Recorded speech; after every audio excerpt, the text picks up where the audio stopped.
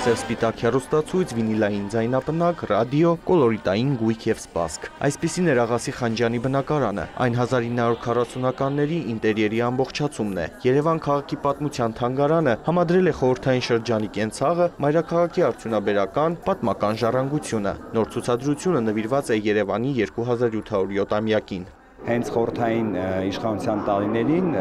մենք կարող ենք փաստել, որ Երևանը իր ուրույն զարգացումն է ապրել քաղաքաշինական համատեքստում,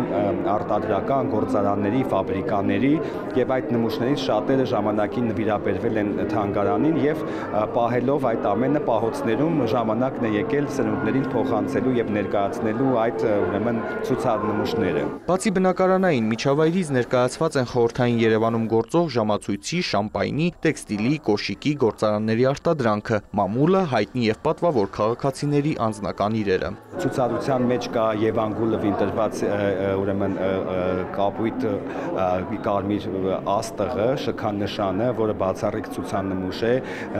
Լենինի խորհրդանշական նամակը կա, մի քանիսը կան, Ալեքսանդր Միասնիկյանի նամակը իրենց ստորագրությամբ, ծխախոտի գործարանի արտադրան նմուշներ, հրուշակեղենի, մակարոնի, այդ ամենը մենք կարող ենք տեսնել շամպայն գինիների գործարանի ժամանակվա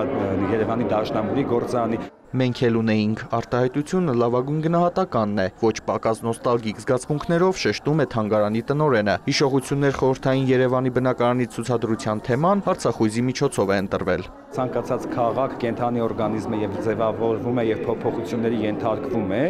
այո, եւ եթե մենք տարանջատենք հին Երևան, խորհրդային շրջանի Երևան, 90-ականներից դեպի 2000 Երևան եւ այսօր բնականաբար քաղաքաշինական առումով փոփոխություններ կան, բայց մարդկանց հիշողությունները կարծում եմ մնում են, հարատև են, բայց քաղաքը պետք է զարգանա, փոփոխվի, բայց պատմությունը դա անջնջելի հետք է։ Մասնագետները ցուցադրությամբ փորձել են ընդգծել մայրաքաղաքի սոցիալական ու մշակութային պատմության կարևոր փուլը։